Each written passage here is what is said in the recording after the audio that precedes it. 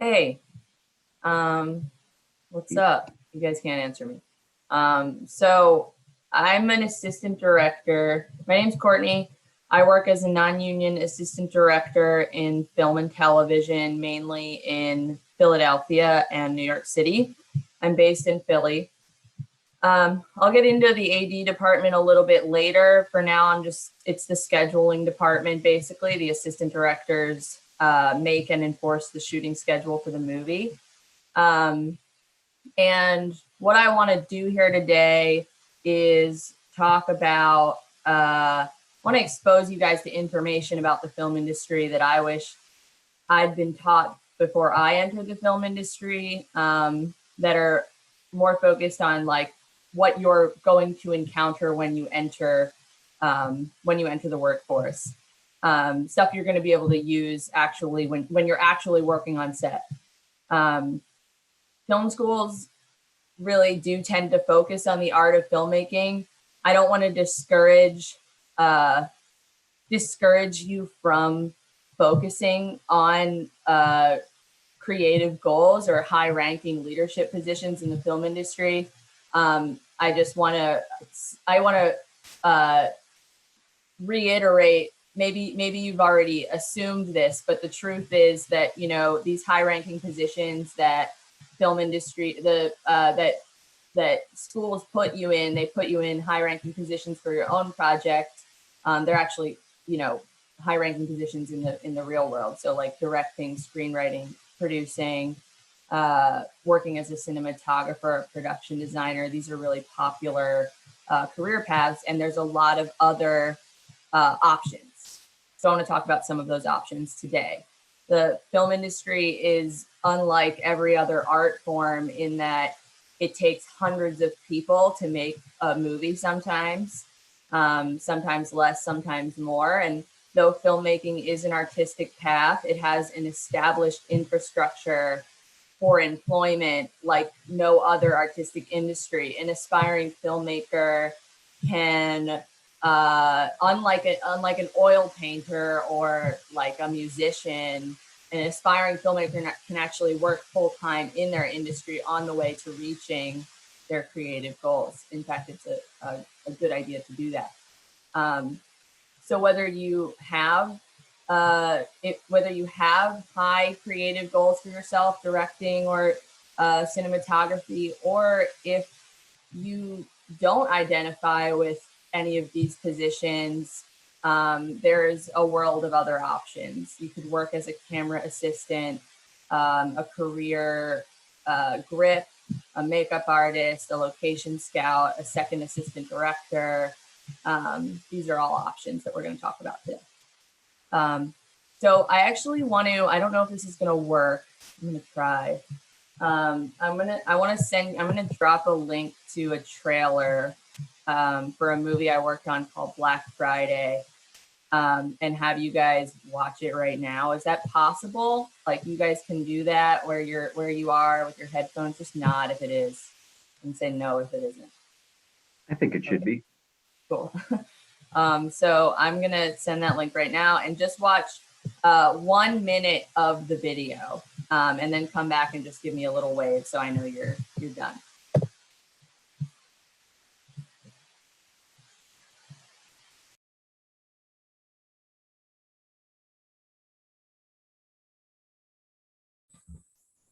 All right, can you just screen share and do it or no?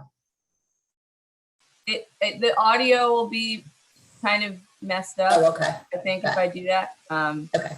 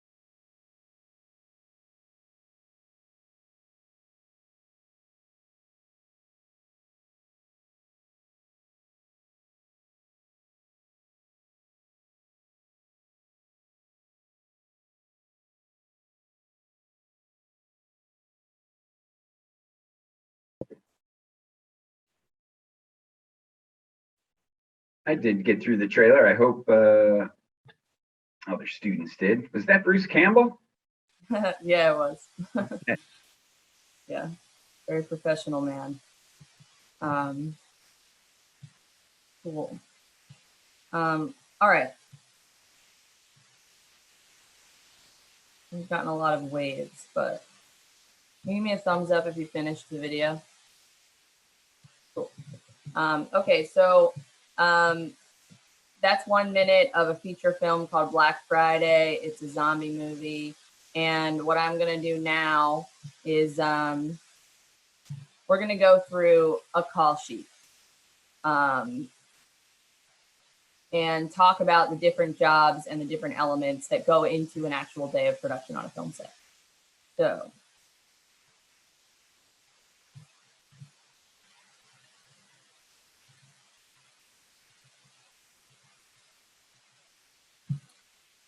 is that working, Brian? Okay. So this is a call sheet. It is. I actually made this call sheet. I was the second assistant director on this movie. For every day of production, for every job you're going to get every day of production, there will be a call sheet. You'll receive it in your email from either a producer or an assistant director. You're going to have to know how to read it.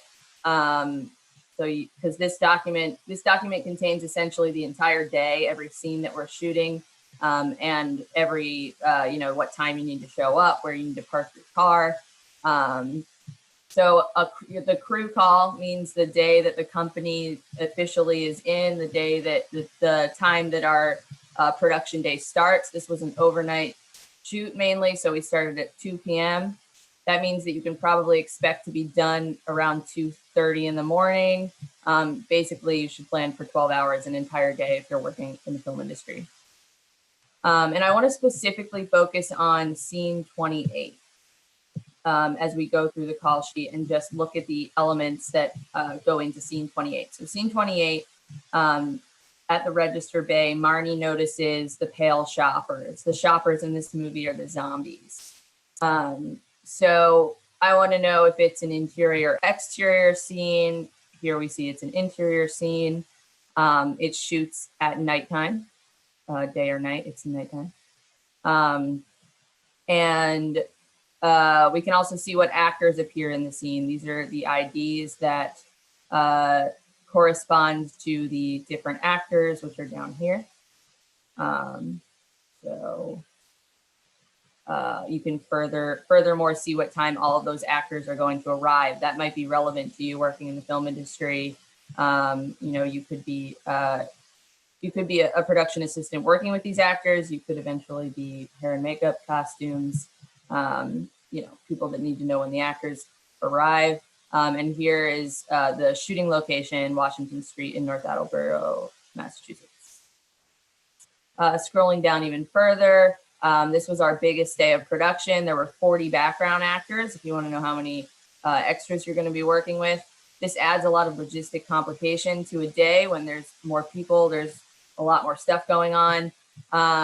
So we had about 40 people, and for scene 28, we see that we need all of them. We need all of the shoppers, we need all of the employees, the customer dressed as Santa Claus, the sickly mom, the old man with red eyes.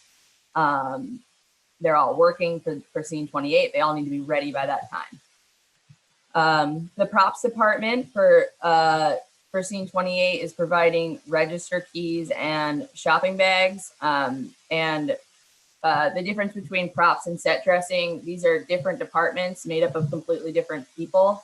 Props are something that actors use. They touch with their hands. It has to be reset. So like Chris's cell phone, these cigarette lighters, hand sanitizer, the napkin. These are things that the actors are going to use in the scene. While set dressing is another arm of the art department. It's really to create the world around. It really creates the world, but these aren't items that really get touched. So for scene 28, the set dressers are providing Christmas decorations. No picture cards for scene 28. If there were, they would be here. Effects makeup for scene 28 is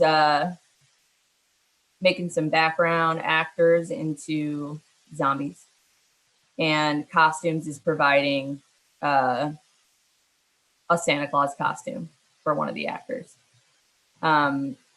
Furthermore, there's B camera. B camera is working in this scene. So if you're a camera assistant looking at the call sheet for the next day, you're probably more interested in the fact that B camera is working than the fact that there's going to be a Santa Claus costume on one of the actors.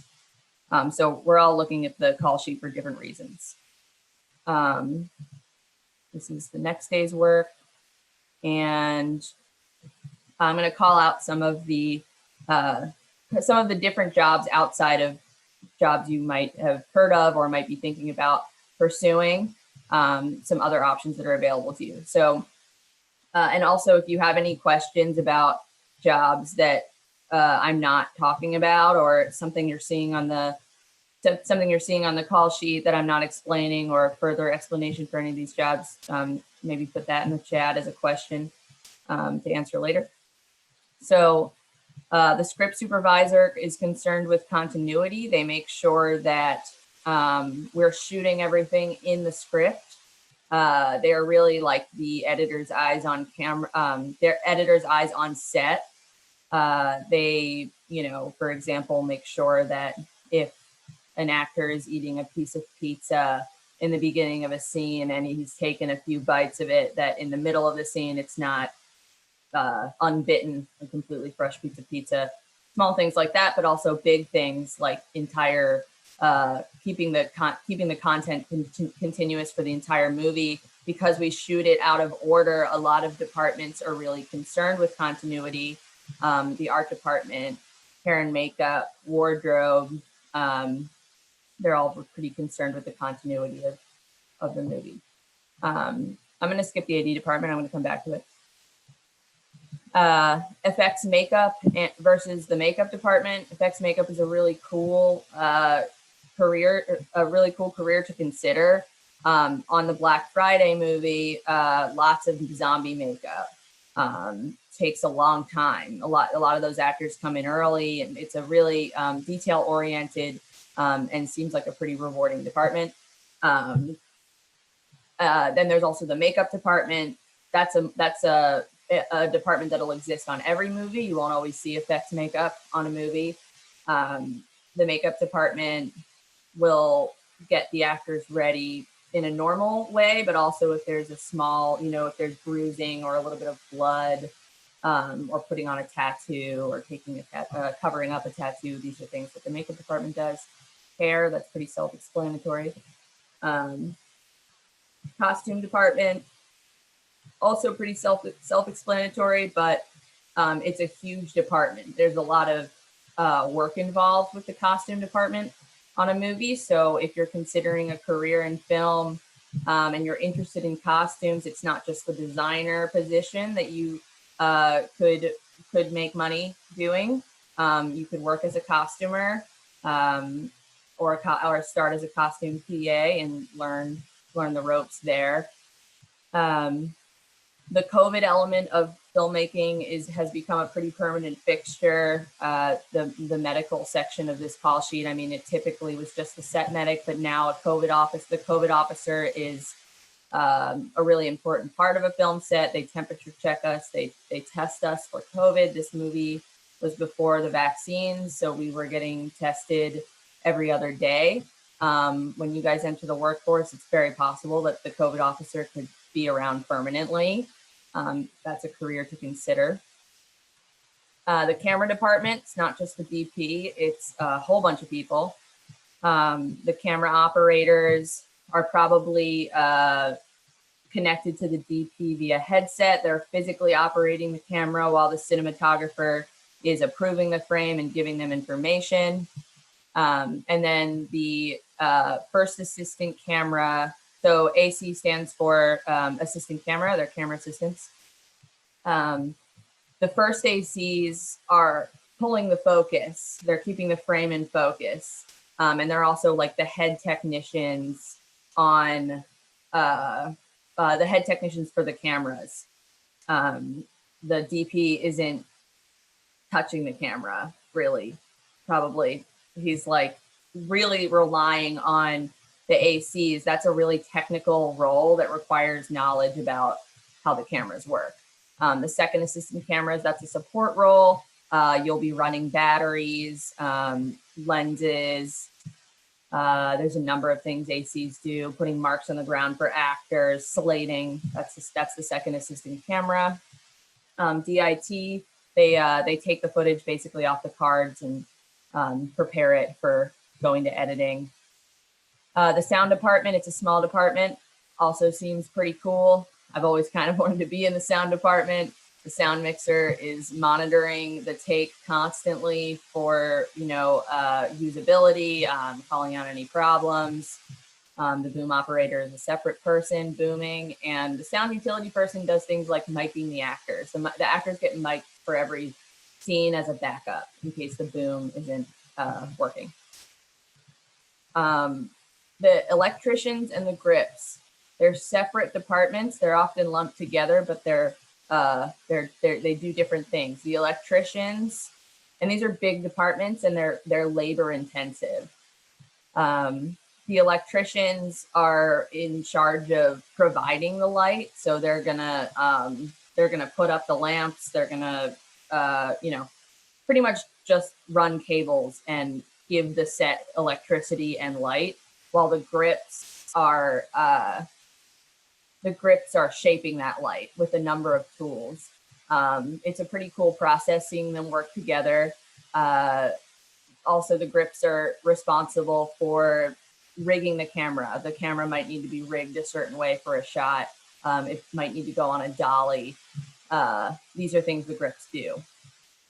The property stands for props. We talked about that a little bit already, but just take a look at how many people are in these departments, and they can be even bigger on a higher budget movie. This is a low budget movie at about $4 million.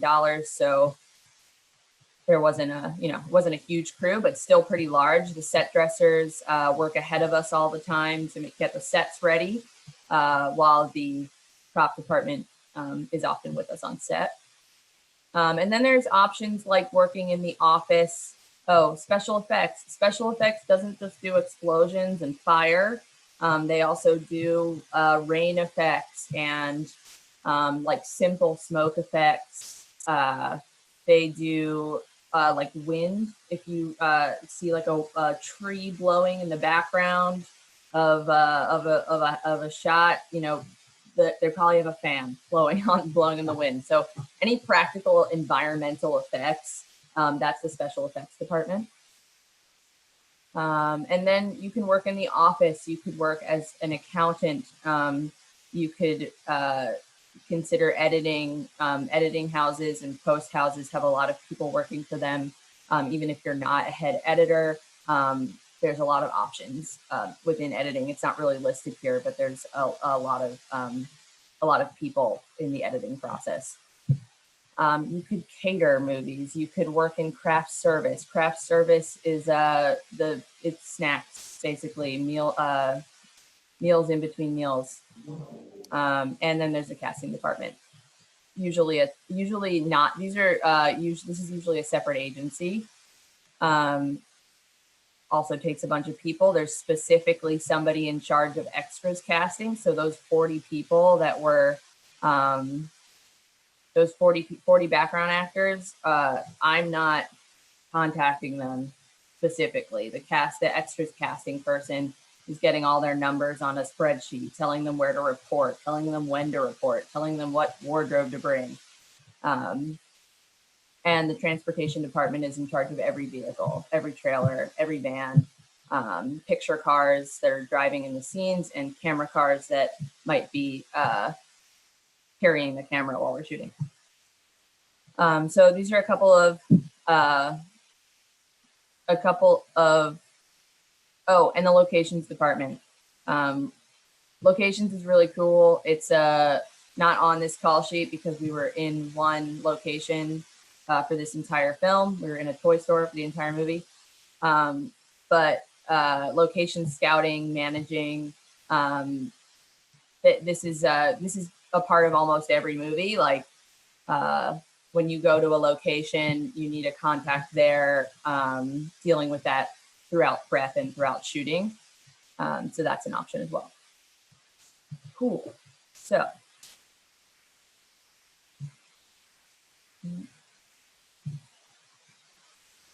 Oh, I didn't talk about the AD department, because I now want to talk about the job you're probably going to do when you get into the film industry, and that's being a production assistant.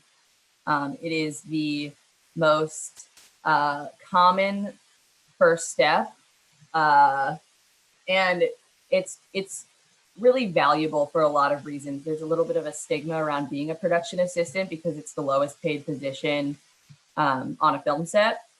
I did it for a number of years, and I've come to consider it to be one of the most important positions. The entire set relies on PAs, and a lot of people understand your position because they've already been in it. So, you know, getting a job as a production assistant is really special to the film industry because it requires little to no experience to get in there, and it's a hands-on. You know, you're really learning as you're working and making money. And if you're not interested, so the PAs are under the umbrella of the AD department.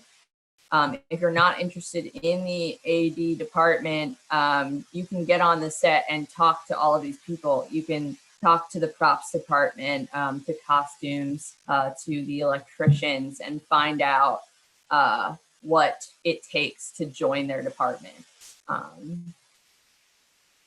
The assistant directing department, I'm going to get into that now. I'm going to share my screen again. What is this again?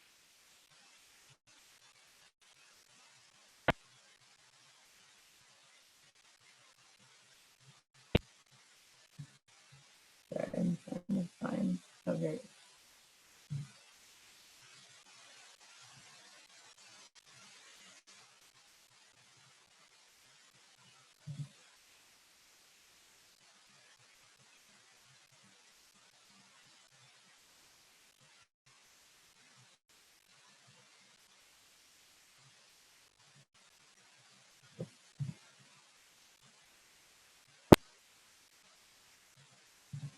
I'm just going to do it this way. So the assistant directing department is the scheduling department, and it's where you will likely start as a production assistant.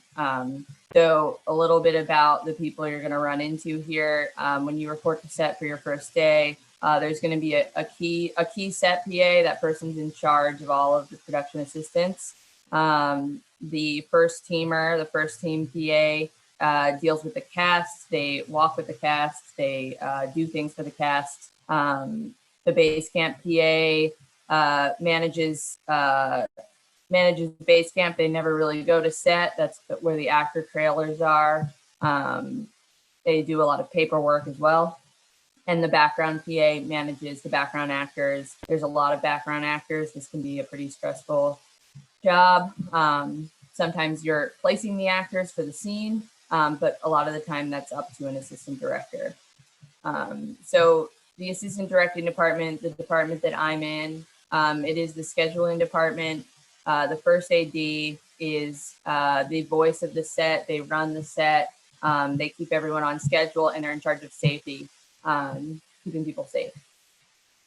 The second assistant director is the person who makes the call sheet. They're essentially planning the next day in support of the master schedule of the movie. And then there's other ADs that assist the first AD on set, setting background, running logistics. It doesn't sound as fun as it is. It doesn't sound as fun as directing the movie, but I found it really rewarding. And a little bit about my process joining the film industry.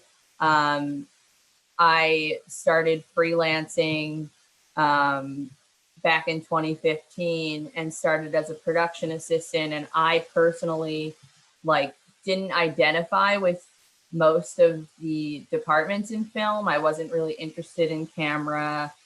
Technical departments were unappealing to me. I didn't feel particularly passionate about any of the vanities, the costumes, hair and makeup. I was really interested in finding a career path that would allow me freedom. I didn't want to go to the same job every single day. A lot of people get into this industry with artistic intentions, and I might have at one time, but actually what I found is a world of work that I could do and still be in control of my personal life. So that's what you get when you're freelancing.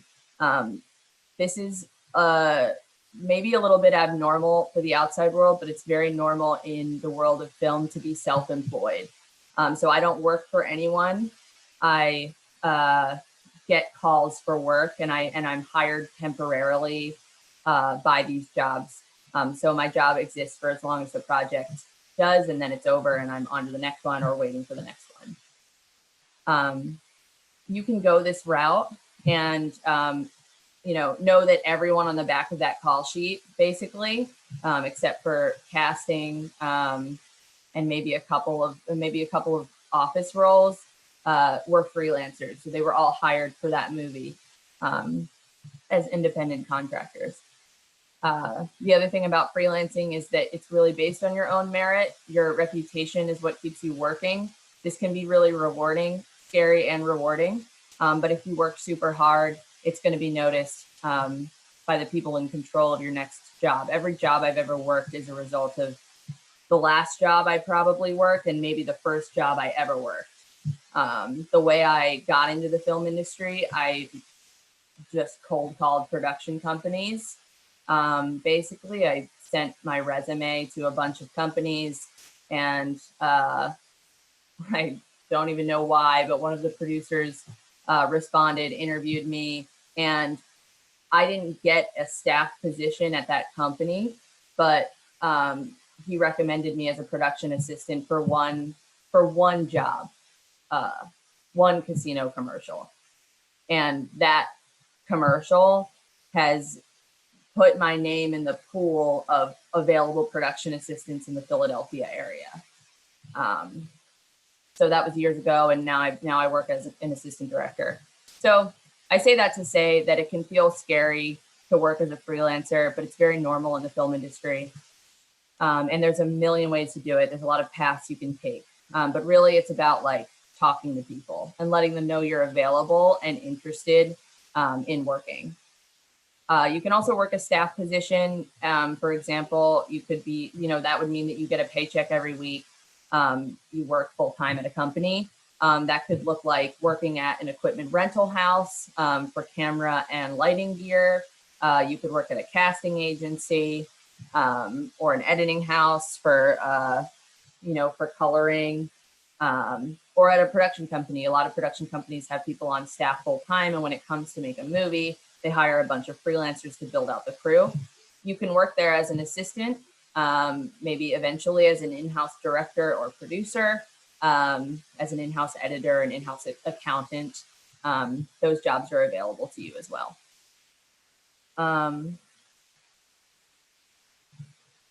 So I wanted to get into a little bit about talking on the walkie. I might make this PowerPoint available somehow to anyone who's interested in, or my notes from this class, because I don't want to get too deep into all of but there is a guide I've made. Basically, talking on the walkie seems simple, but on your first day on set, walkie etiquette is super important. And I want to say this for you now. So when you are on set for your first day of work and you have a walkie in your hand and somebody's calling your name, and you're not sure how to respond, it's going to go like this. They're going to call your name on the walkie, and you're going to respond and say, go for Courtney. And they're going to take you to channel 2. They're going to say, go to channel 2. And you're going to reach down on your walkie and you're going to turn the dial to go to channel 2. And then you're going to talk to them on channel 2. This is really important because on a big movie, the walkies connect you to every person.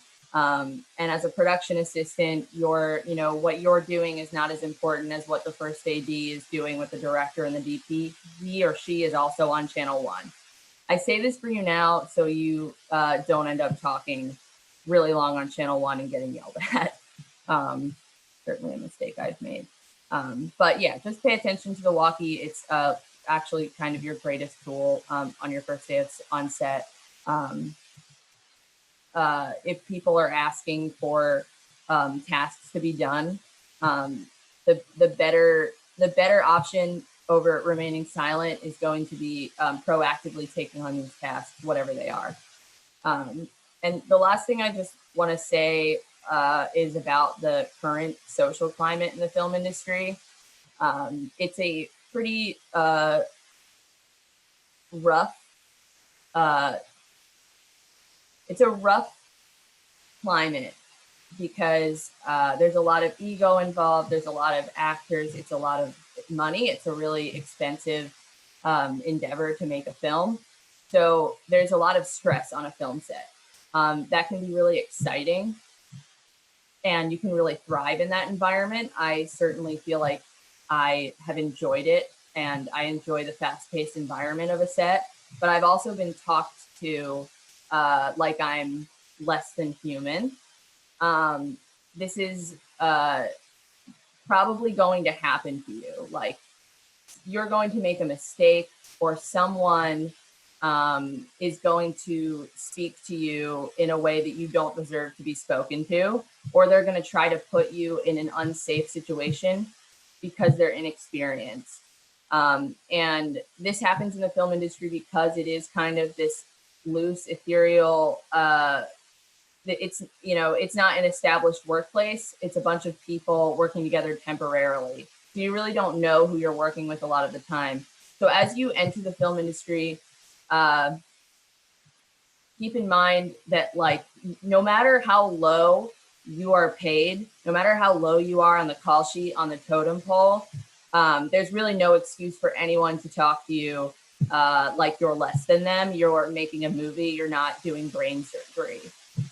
So keep an eye out for situations that might be unsafe or disrespectful, and always remember your worth on a film set. So I guess, Brian, should I stop here and do questions or?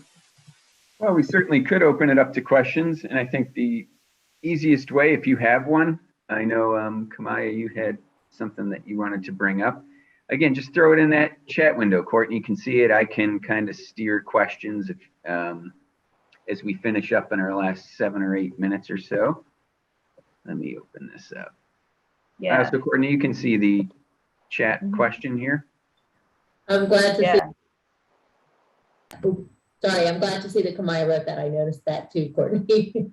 Yeah, I just saw it. This is also something I wanted to get into on the last topic. The industry is full of white people. There's definitely a diversity problem, and it becomes it like exponentially increases the effort you're gonna have to put into like maybe work, but also just feeling like you belong there. There's two kind of separate groups of people that are underrepresented. It's going to be people of color, and women are. It's mostly white males on a film set. So this kind of like thought process is coming to be in the film industry. It's something that people are openly talking about now and actively trying to hire people of color. But it's still a very white industry. But in recent years, like Philadelphia is a largely it's the population of Black people is larger than white people, and still the industry here is very white. So yes, there is a push to include more people of color, but it feels like it's at the beginning of that process. Yeah. The call sheets will be different for every movie. That call sheet we talked about, that's mine. I made that. They'll all look different, but they'll all be the same kind of information.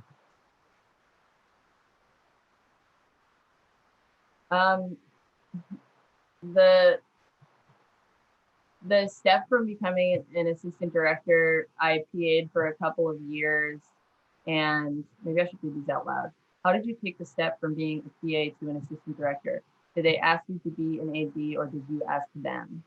I was a production assistant for a number of years in Philly. I was on a project where the AD, the first assistant director, was not supported. He didn't have a proper second or third AD. He didn't have a on-set support, and I was just pretty, I was probably the best worker in the bunch, and he just needed support. It works like that sometimes. Like, people just need the projects are so fast that sometimes they're thrown together rather quickly, and there can be openings in spots that maybe you're not so aware of. I got bumped up basically because I was working super hard.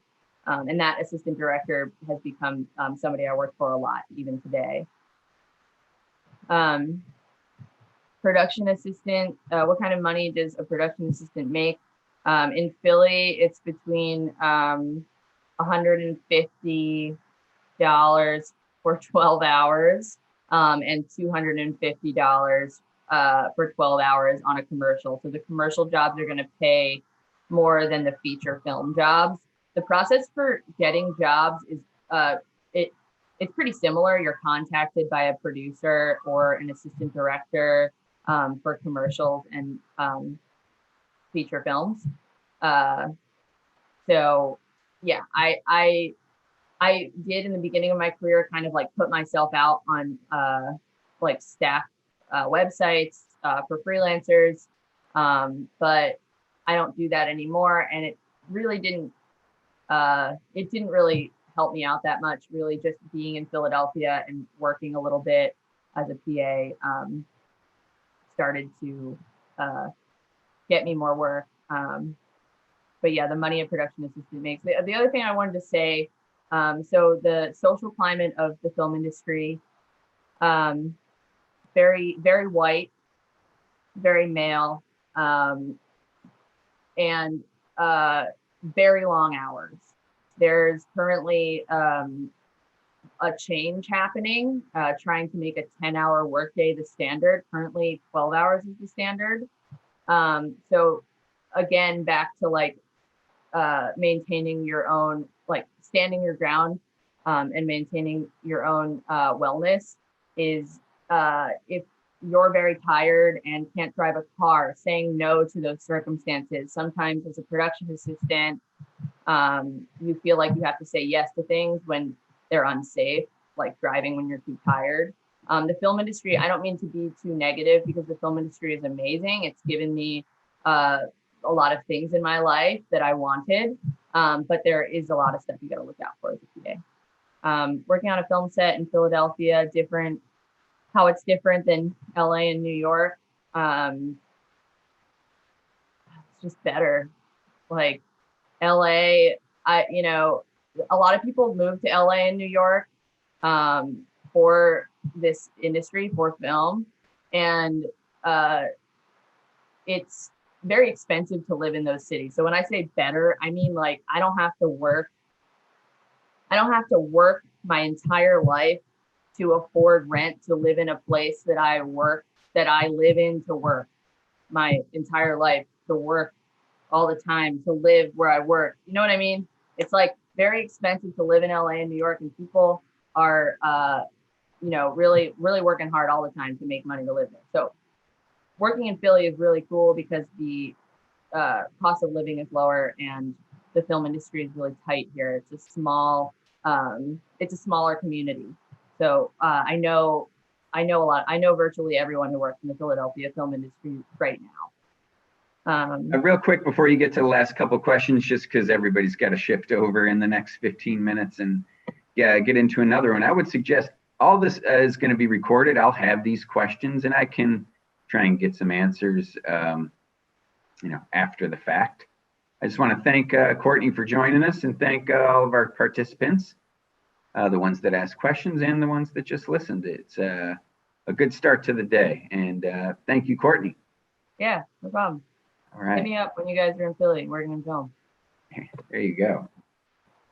I am going to close out the meeting just because I have to host another one and I got to get that started. Again, if you have any, the chat is saved. So if you have something you want to throw in there in the next 10, 15 seconds, do it. If not, have fun at your next presentation. Thanks, everybody. Bye. Thank you. Bye.